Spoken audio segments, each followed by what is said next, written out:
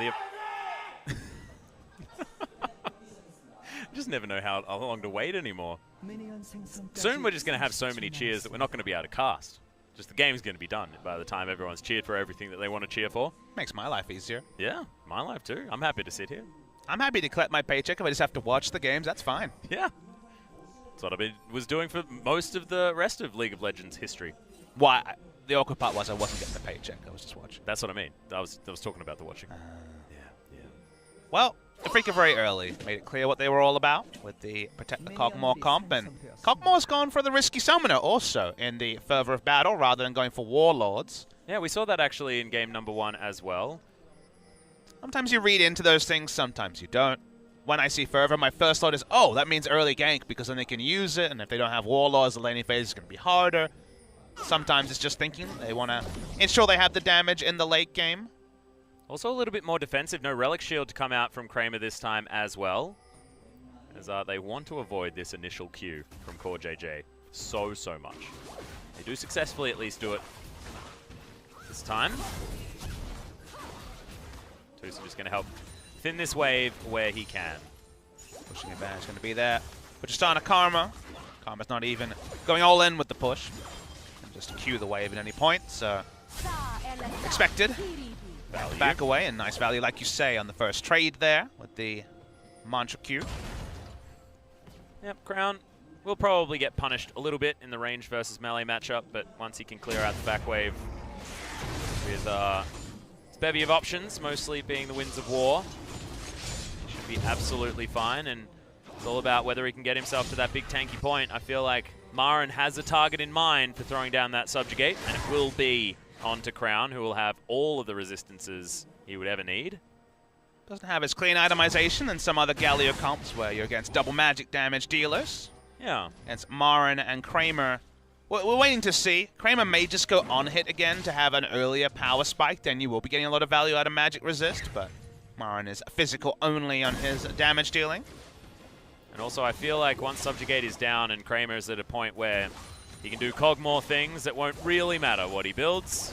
He's just going to be a dead. No longer a Galio, just dead. I think the Edge will be the strongest pickup against Ambition, but I think on hit again, just it'll 2-item Wit's End into Hurricane, then the Shockwave is ripping through more members. It's cheaper as well, so there's arguments both ways when it comes to items. Well, Crown actually going for a little bit of a wander just to get some vision down. Marin underneath his turret, but is doing fine. Couldn't buy a control ward on his first back with teleport there, Crown, so it's the only frustration there. Would have liked the ward he put down to be a control ward, but gold value wasn't there. Yeah. But happy with being able to get a Dark Seal. Honestly, Samsung happy that Ambition's getting a full clear rather than being forced to counter gank when Spirit could go for a gank as early as level 2. Speaking of summoners, Spirit went for Thunderlord, so went all in on the power of an early gank, then chose not to look for a gank. So, well, it gives him some burst. There are other keystones he could have considered in that particular situation.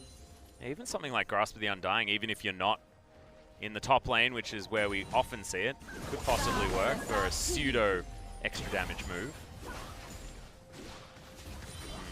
Okay, bottom lane is pushing up here for the Afreeca Freaks. Gank opportunity for Ambition, but he's on the top side of the map. And it's now Spirit looking for where he wants to go. He's been pretty good at getting first blood so far this series. Now, Crown, pretty difficult to gank because he's quite tanky. This bottom lane shoved underneath the turret. It feels like top lane is his option, but Cuvée also able to move around, and Ambition waiting in the wings means that that's also a difficult target. As Ambition's potentially looking for some kind of dive, but there is a ward down here. Ambition not going to find any camps, unfortunately. Might be a face check here from Kuro. Needs to be careful. A lot of gank pressure from Crown. Okay, they're looking for Crown though. Spirit, once again, going to get some work done, but, you know, shield comes in. Everything's going to be okay. Shield of Duran. Thankfully, a little bit of the ultimate still remains as far as that super sweet name. Close to Hero's entrance to make some side lane plays, but the side lane's not really ripe for ganks just yet. Marin hasn't lost as much turret HP as Cuvée would like, but you know exactly how bot lane is going. As Here's bot lane. Yeah, Kramer actually has to blow the flash very, very early on. Tucson still playing up aggressively. CoreJJ down to sub 200 health. But Spirit actually looking for this fight is an odd maneuver. He knows that Afreeca's bot lane will respond first, so it's just about stealing away camps by Ambition rather than necessarily looking for any more than that. Okay, gets himself out of the way, but at least the camp will be cleared out by Spirit. Level 5 though for Ambition. This guy has been smashing out the jungle. King's Tribute for Marin is actually helping him as he's being harassed and smashed underneath this turret over and over again. You can see his health bar slowly chunking back up again as he's able to at least be around while these minions die. You were mentioning the experience lead for Ambition. What I'm struck by is that they coordinate action with Ambition really smartly. You see him bot lane looking for either a gank or stealing away a camp, getting the value either way, and the lane is in the right spot. It's well communicated moments before. We don't see that same multi-step process happening with Haru in games 1 and 2, and that's why the headache of trying to consider why they've run him so frequently returns again as Kramer dodges the Ambition mantra, but yep, it's going to be a bot lane party. Yep, shows himself as Cuvée. Not a lot of Naba, but they're still looking to set up this dive. CoreJJ, they want to actually pick up the kill here. The flash, oh god, Tucson! He just does it! The heroic entrance is going to come in. It should be able to lock down the kill onto Kramer. Who's tanking up the turret? Absolutely no one. Never you mind, as now Kuro's going to come down. At least they won't get the turret, but the Akathian surprise didn't really do anything, and that is still a 2-for-1 trade in favor of Samsung. And everything was correct in terms of the coordination from Samsung outside of CoreJJ standing up too far. It should have been a 2-for-0 as they teleported the Gnar in. As Marin had teleported top lane, it was set up to be clean. They would always have a 5v4 advantage, maybe even more. Could have been a 5v3. They play a bit too cute. First blood going the way of Afreeca is more than honestly they should have been granted by Samsung Galaxy. And it was a red steal on the side of Spirit as well, so going to lose a whole lot by giving up the positioning of their jungler. Largely what Ambition is a lurking threat, and when they get knowledge of where his position is, it gives Spirit so much more room to move around and affect this map. Even items so far for these junglers, but neither of them going back very recently. See whether it is going to be Spirit going for a more aggressive choice to match his keystone. That'd be exciting. It's hard to work out what teams need. You think of things like Thunderlords and you say, okay, all in on the early game. But then you could argue, well, they have a Cogmore with Fervor, so there's also a tipping point later, so why not set up your rest of the map for the highest presence early and know that the Cogmore will do the heavy lifting late game? And Tucson, you'll notice, did not go for a coin start. Actually went for the Spell Thief start for a bit more lane presence. And that might be the thought of, well, we can't just over-index everything into late and then be surprised if Kha'Zix and Galio keep jumping on our faces and getting double kills. Let's go for as much power early outside and then just allow Kramer to be the natural bridge to the late game. Yeah, but with how Samsung's been playing, I feel like you almost don't necessarily do that. It's like, have as much power in the late game as you can possibly have, no matter what. Just because they have been playing relatively passively and then just expertly controlling in the last 2 games the late game and how their pressure has been working. It's been the macro game that's just looked so good in that game of chess. In the post-mid game. Game will come a bit earlier for the Cogmores, once again going for the Wits End build. I like it. Spirit looking to go aggressive. Wants to spot out Ambition once again. Okay, Tucson walks out of the way of at least the Q from CoreJJ. We'll take a little bit of punishment here. Ambition able to protect the control ward. Sorry, Spirit, I should say, able to protect the control ward. Ambition was trying to take down. Ambition's actually been so focused on ganks, he's fallen behind in experience, but I'm sure that will turn around shortly. Yeah, Spirit getting that steal, of course, really did sort of help out. A couple of extra time with some camps for Spirit. And Kuro, he's got his Sorcerer Shoes. More of an aggressive option there. I mean, Boots 2 also helps him trying to sidestep the taunt as well. Yeah. Bit of a repeat down bot lane. Yeah, Ambition, that ward's going to be the end of him. Might be the record for the amount of hits it took to take down a control ward. 6 so far. Can it take more? Ambition doesn't get in.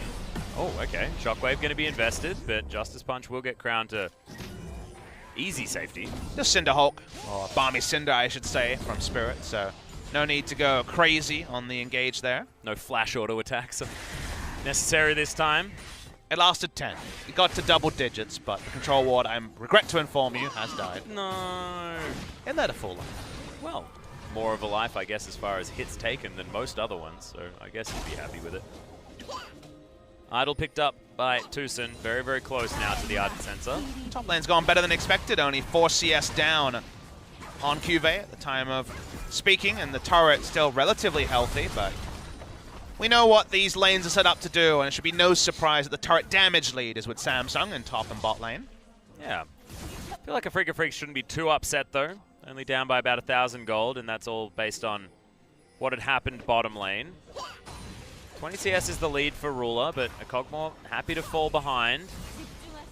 I don't know, I feel like this is very, very even so far, and if you're a fan of either of these teams, you can probably still feel happy with the decisions that they've made. It's just who's going to be able to operate this ship in the late game is the question. Just no one seems to be getting a free ride like has been offered to teams like this in the past. You speak about late game, and I don't know if it'll be the late game. It feels like the mid game is going to be so core here, and I question whether Afreeca can pull off the Trundle split push while also losing the minimum.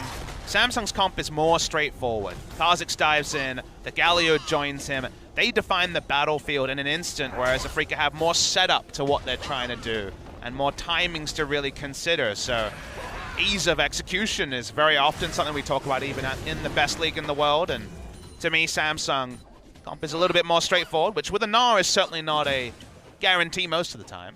Yeah. It's just that if the lanes are left to their own, Gnar auto attacks down Trundle's turret, Tristana auto attacks down Cogmore's turret. That part is comfortable, and they have so much get out of jail with the Galio that for now, everything has been comfortable to a point for Samsung. If Afreeca are looking for engage options, I guess they've got the Jarvan as fantastic ball delivery, but I do see your point. Samsung have made all of these champions work as well, so it's comfort in game number 5, and has certainly been comfort that's worked for Samsung in the past. We're looking for Crown, Spirit here as well, but I just feel like he's too tanky at this stage. Abyssal Mask already done. Freaks continuing to go aggressive. Okay, Marin will have to go back. 8 CS behind, and this tower may actually just fall down right here, unless someone can make their way up. Decides that he can't actually leave. And SUBCRIBE may actually need to be invested to avoid getting dove, but no, it's going to be the exit from Cuvée. Yeah, diving a Trundle, almost impossible. Yeah, it feels bad. We're not going to go for that, but good news story after good news story for the side of Samsung Galaxy. Afreeca's item timings not where they need to be to fight. Starting a fight, even with Jarvan and Orianna, not straightforward because Flash is available across the board for Samsung. They're just going to keep pushing and honestly wait for Afreeca to make an aggressive move, and if it's a mistake, then all the standing gold will lead to a ballooned gold lead, and that's when the real problems will start for Afreeca. Speaking of real problems, Kramer actually getting some damage back here. Buster shot. Not going to find too much joy as Wild Growth was invested as well, so Afreeca Freaks walking away a little bit more wanting than that of Samsung. No Summoner Spells down. They just need to wait for that Wild Growth once again to do Afreeca Freaks. Buster shot, a similar situation, so you'd say it's pretty even. All delay from Afreeca. How long can they keep bot and top lane turrets up before the map gets longer? This might be real action. Yep, Cataclysm comes down as heroic entrance. Yeah, fortunate.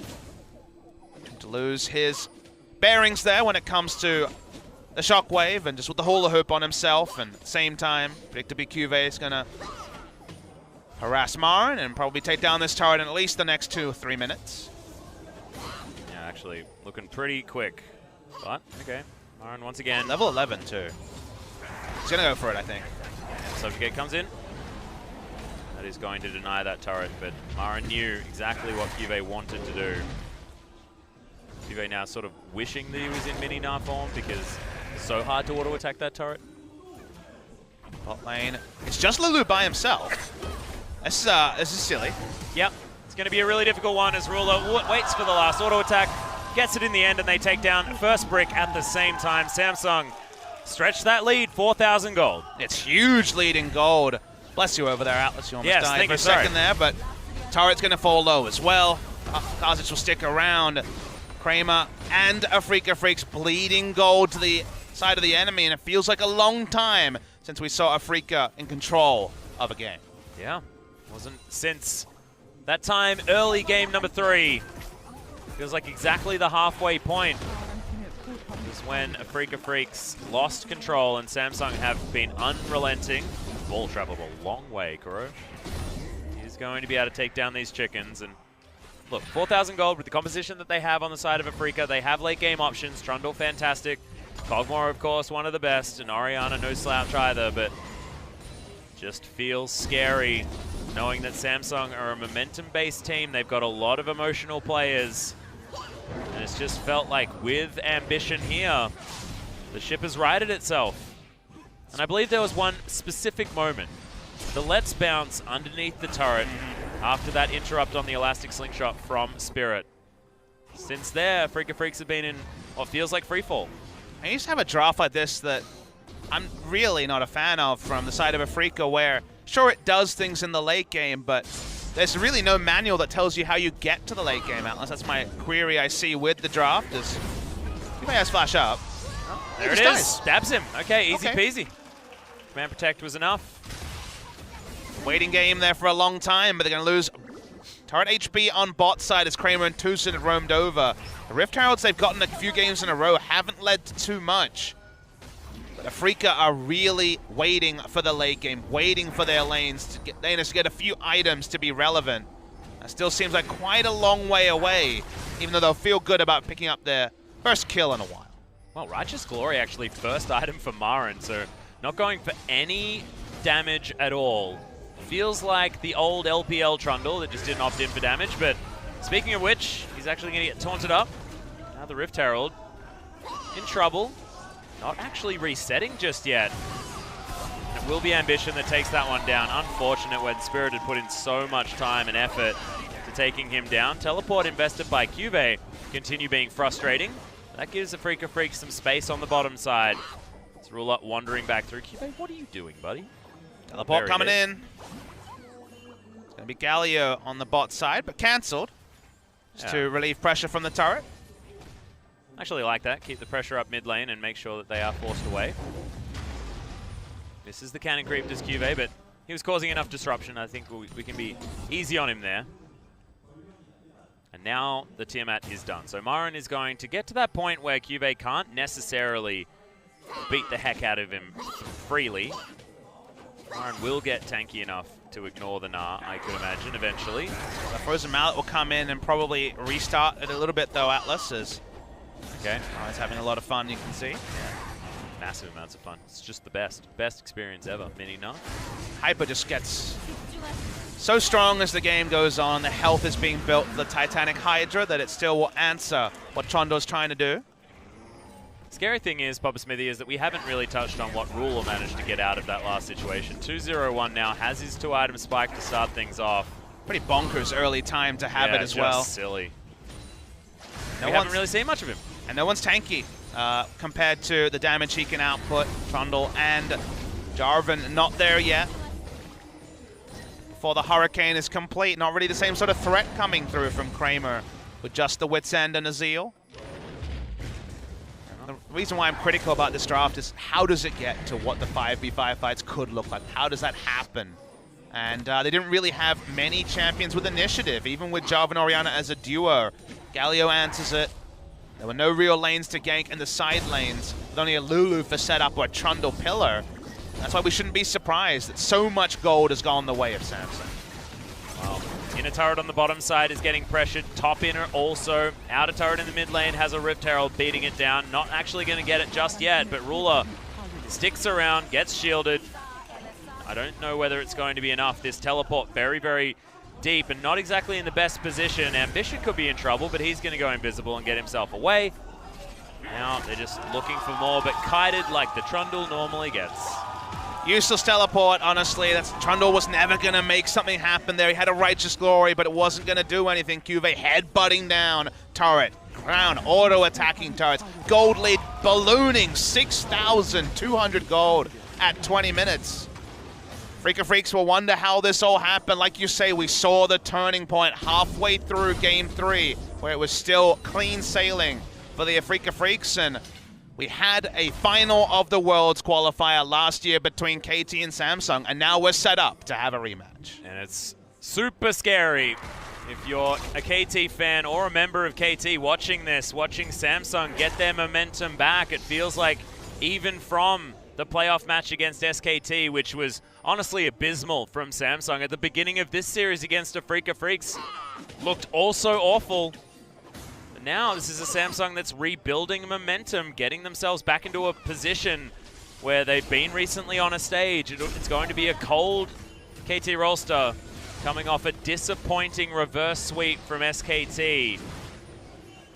4 of the 5 losses for Samsung were with Haru, we have to remember. Ambition will almost certainly be starting against KT, but I would have said the same thing today.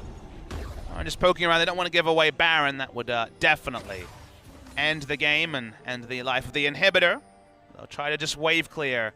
There's just no clean point for Trundle in this matchup. It never gets better to any real degree. Almost always can be solo. Just would prefer to be in mini now to do so, and that's why doesn't have a care in the world.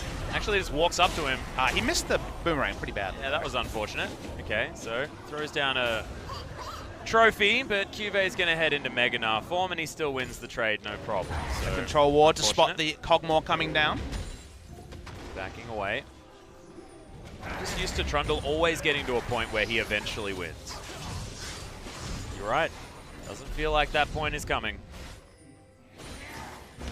Ambition, not going to get any dissonance damage, and just feels like we're watching an Afreeca Freaks that can't make the aggressive calls that they were making earlier on. When they are in that position to take initiative, they look so, so good.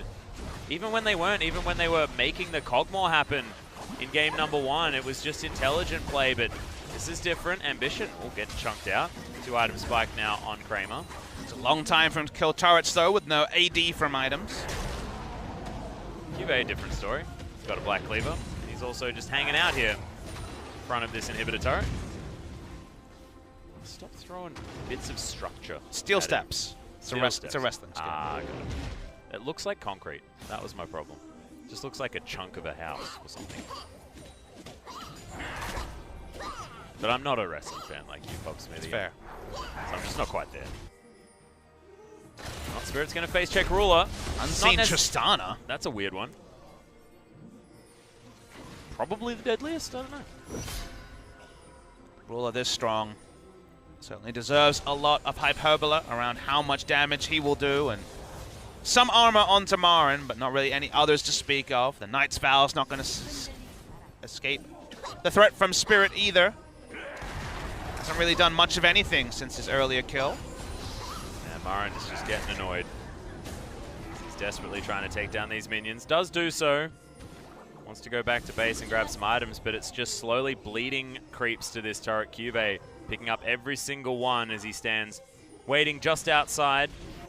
Afreeca would take blowing a flash, and they may even have to blow their own flash, but smartly Spirit will back away. But even their guaranteed initiation combo won't work when 5 flashes up, when Galio ults up. Marin's trying to create something in the bot side. Does at least get the slow here, and exhausted is Cuvée, but Marin forced to walk away, which is when you get punished for your decision. Look at that, the boomerang just cutting him down. And it's sad. Watching Marin just with nothing he can do. He opted into this. They went for the Trundle late. They didn't need to. They could have gone for something a bit more competitive, but went for Trundle blind. The Gnar was there cleanly to answer, and that's why he keeps headbutting away on the bot lane turret. Not quite able to take down the inhibitor turret just yet, but it feels like a matter of time. Samsung, just all of the space in the world. Hop comes in, but doesn't actually hop on the head of Marin, which means that he might be able to get something. Flash comes in. Oh no. This is going to be the turnaround. Hyperproc's going to do it, and Cuvée celebrating his successes. Felt like a matter of time. Kuro comes down, wants to try and do what he can, but gets hit by a boomerang. He's going to be slowed. Mega Gnar's going to come in. There's the flash. One auto will do it. Doesn't hit Meganar in time, but that means that Samsung free to head towards this Baron. But are they? His ambition, he's taken down very, very low. Spirit gets himself out of the Cataclysm, but they're just creating some space. As Kramer, he's at least alive for the moment. Ruler unable to chase after Spirit with enough gusto to take down the J4. And mission success, they get Samsung off of Baron without incurring any further losses. Smart of Samsung, though, they just return straight to the Baron. They're still set up to play around this expertly. They know there's no deep wards down. Kura can use the ball to check. We'll have 10 seconds more of Marin than we will of Cuvée if the teleport is used instantly, but nope.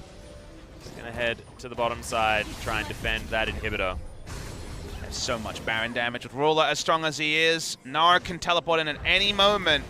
The Jarvan back was completed, so there's no smite threat. Should be free. Wait until it's secured. Well, Crew's doing what he can, but it is going to be the Baron falling. Ambition with the smite fingers working as well.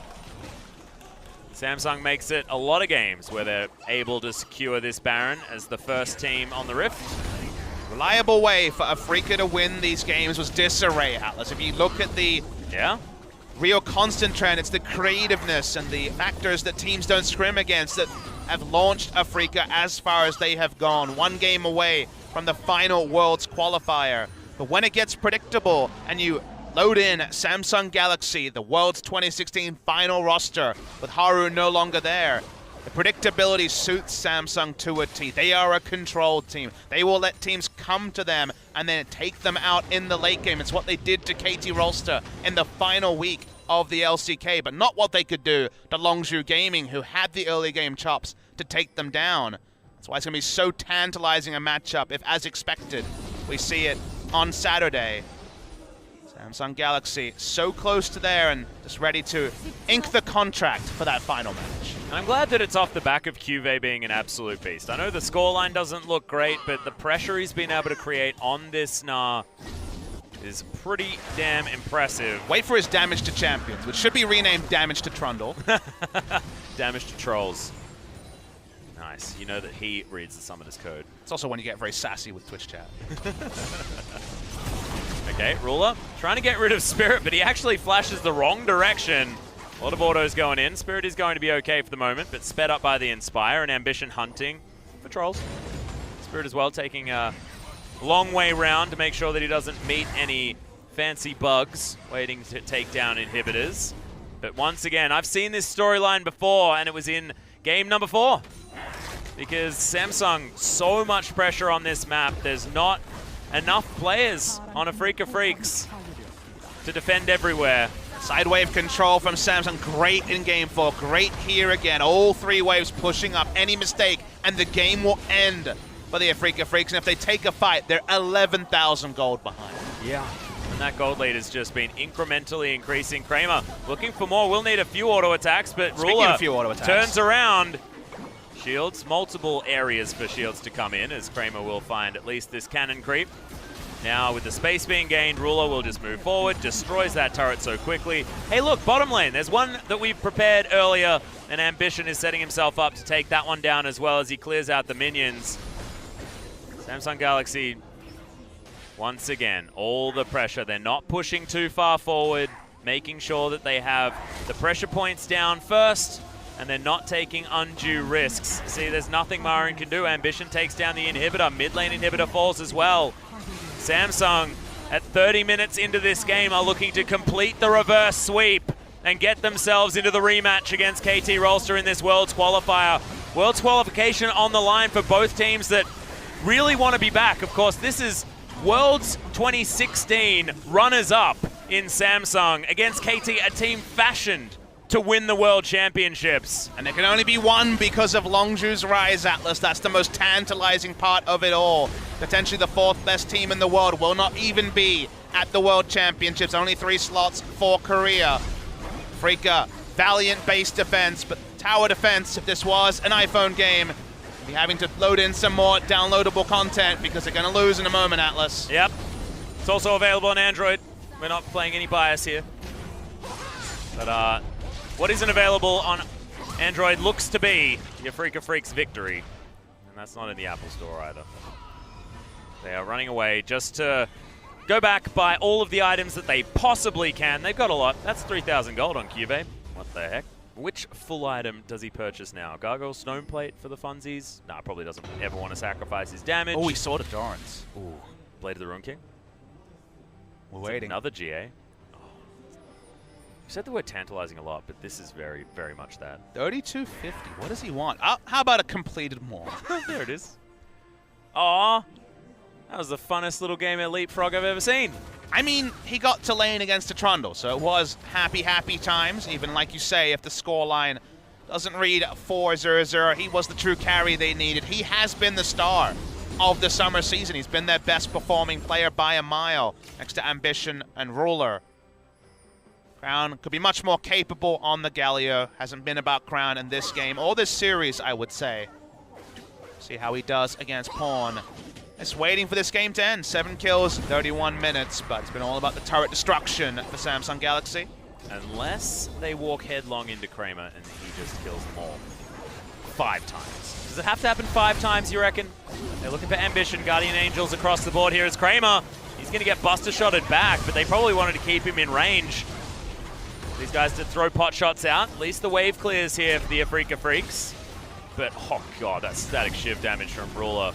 Tearing up the members of the Afreeca Freaks, and it feels like they're getting whittled down.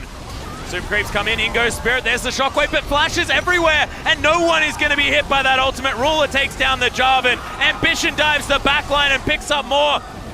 You can see the Nexus turrets, they're getting shredded, and who cares about the Cogmore when the base is getting ripped apart? The ace comes in anyway, and Samsung Galaxy complete the reverse sweep and will